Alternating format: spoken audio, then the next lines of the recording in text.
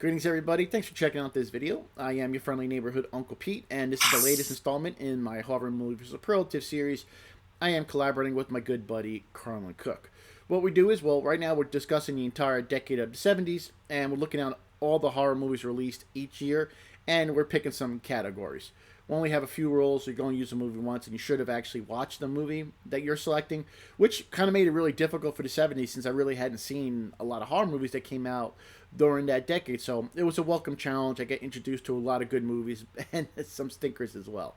But before we get started, I do want to ask if you would please hit that subscribe button for both of our channels and a notification bell so you don't miss a video. Cardinal puts out 3 to 4 videos out every week, and I have my Nails in a Coffin series, which is a lot of fun.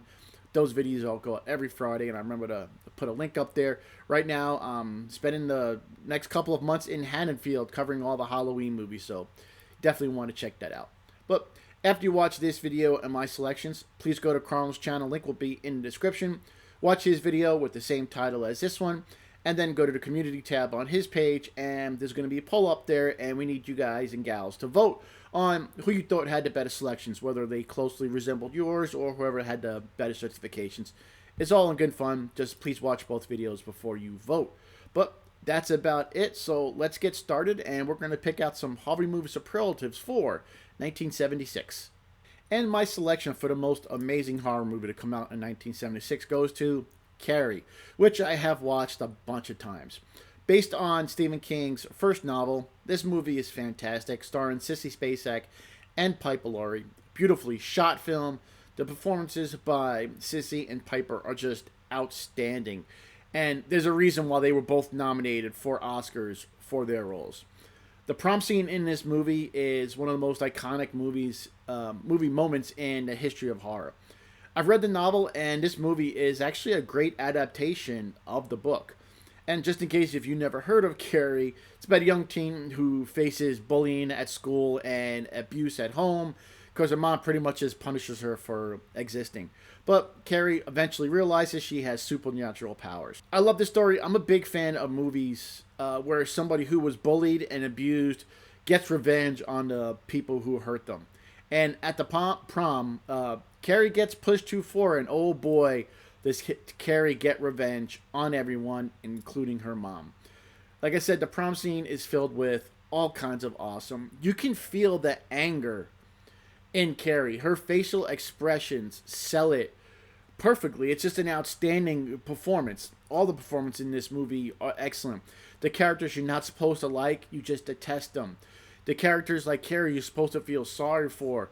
You just really feel sorry for this poor girl. And when she gets revenge, you really want to cheer for her. Excellent movie.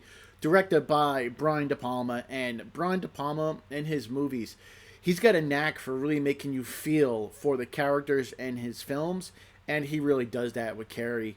One of the greatest horror movies, one of the greatest horror novels. This movie is great all around.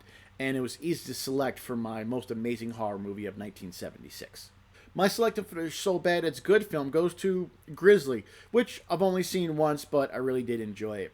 It's easy to see that this movie was inspired by Jaws. The story structure of both films are very similar.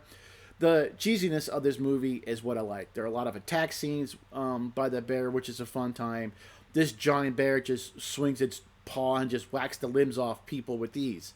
Now, they did use a real bear for some of the scenes, and it looks great. And I'm sure the animal trainers worked really hard on this movie.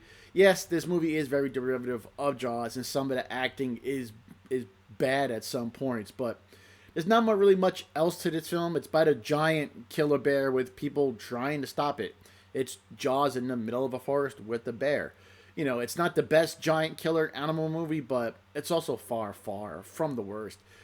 It's a cheesy, fun movie for a good time. It's definitely worth the watch. So, Grizzly, my So Bad It's Good pick. My selection for the most WTF movie goes to Blood-Sucking Freaks. I've watched this movie one time, and F this movie, I'll never watch it again.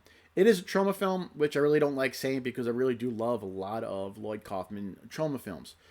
Blood-Sucking Freaks is filled with WTF moments, but to me, they're not the fun WTF moments. It's an exploitation splatter film, and if you've never seen it before, it's about a sadist who kidnaps young women and tortures and kills them on a stage show, and the audience thinks that it's just all part of the show. I picked it for most WTF since there's a lot of violence, and to me, there's an underlying contempt for women in this movie that just kind of made it uncomfortable to watch. It almost was made that just to shock and revolt the audience, and really that's it. There's no real story there other than just scene after scene of women getting brutally tortured and killed. And yeah, I know it's a horror movie and it's all make believe and whatnot, but to me, it really didn't sit well with me. Not I just couldn't recommend it. Not a fan of this movie. Some people may love it, and I think that's great. It is an exploitation film, but to me, it was filled with WTF moments, in the bad way. None of them really just worked. If you're just going to make a movie just to shock and revolt people, there at least has to be some type of story there, and I didn't feel any of that with Bloodsucking Freaks. It was just like, hey, how can we gross and revolt people, and that's all this movie really does. So I picked it for the most WTF movie of 1976. My selection for the best gore goes to, and I kind of cheated on this one, I went with King Kong. I've watched this movie a few times, and I really enjoy it. It's a modernized remake of the original 1933 classic King Kong. It stars Jessica Lange and Jeff Bridges. This was actually the first King Kong movie I watched, so I have a lot of nostalgia for it. I know this is a best gore category, but that's really a tough call from the 70s. And when I was looking at all the movies I watched for 1976 in preparation for this, I used other movies that could have been best gore in other categories, and we could only use a movie once. So I was kind of limited for my selections, which makes it a challenge, and I like that. But I love the way King Kong looks in this film. They do a lot of great special effects with the animatronics. They got, big, giant King Kong hands coming to grab Jessica Lange and hold her. There's forced perspective shots. It's, stop motion, animatronics. I think it looks really great for a movie that came out in the mid-70s. It's a fun remake of King Kong, or I should say modernized remake of King Kong. And I think he looks great in it. The special effects look really good. And going off all the movies I've seen in 1976, like I said, I used other movies for other categories. So I went with King Kong for best gore. My selection for the most unique movie goes to The Town That Dreaded Sundown. I watched this movie one time and I just fell in love with it. And you realize this movie has a lasting effect on horror. You have a villain with the bag over his head is a very popular image. And it's a simple yet very scary mask. And it's probably really inspired Jason's look in Friday the 13th Part 2, which I have covered on Nails in a Coffin. I put a link up there if I remember. If you haven't seen this movie, it's about a hooded maniac who stalks the lovers' lanes of Texarkana town. And it's loosely based on a true story of a 1946 killing spree called the Texarkana Moonlight Murders. It took place in 1946, Texarkana, Texas. A hooded man attacked 8 people, and they named him the Phantom Killer, and he was never apprehended. Now, I picked this movie for most unique since it was based loosely on a true story. Now, there are a lot of movies that state that, but most of them are really lying to, but this one was loosely based on true stories. So, going back to 1976, imagine watching it, back in that year, you didn't see a lot of movies, I said, based on a true story.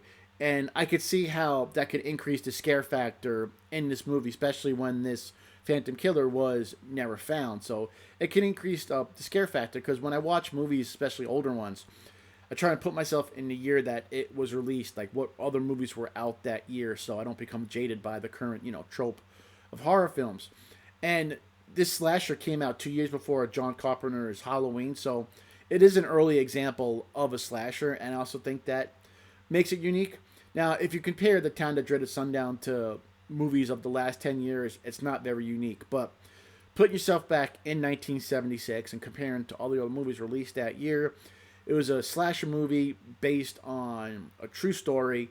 Weren't a lot of slasher movies coming out at that time. It's got an iconic killer with an iconic look that still has an effect over 45 years later. Really great movie as well. So, The Town That Dreaded Sundown, I picked as my most unique selection for 1976. And my selection for the most overrated horror movie goes to Squirm. Watched it one time and I didn't like it. And I hate bugs and creepy crawlers, coulrophobia, I don't know. But I still can't watch that story in the horror anthology Creepshow. This movie was rated PG, and maybe it would have been better if it had more gore in it. It was kind of a tame movie. To me, it was still gross with all the worms. It's about a small town that's ravaged by intense storms, and these storms soak the ground and cause worms to appear, since they were driven up from all the soil and the rain. However, electricity from down power lines caused the worms to go crazy and crave human flesh, which makes no sense. I think this movie got stuck with the trend of, killer animal movies. Worms to me just don't seem dangerous at all. And they must have spun the creature roulette wheel and they wound up on worms. At least in Night of the Lepus, the bunnies were giant, so there was something there. I didn't care for any of the characters in this movie. It just felt like they wanted to just gross out the viewer with the worms. There was no character development. I can't even remember any of the characters' names in this movie. It just really didn't stick with me. I think it was just, hey, how about a movie about, millions of killer worms? Yeah, let's do that. Yeah, really not much of a story, not much of anything to this movie. Really didn't care for it. But if you've seen this movie and you like it, let me know in the comments down below what you like of it. Maybe you'll give me a different perspective. I'd love to hear your thoughts. But I selected Squirm for my most overrated horror pick of 1976. And finally, my selection for the most underrated horror movie goes to Eatin Alive, also known as Starlight Slaughter. I did watch this movie once, and I really enjoyed it. It wasn't half bad.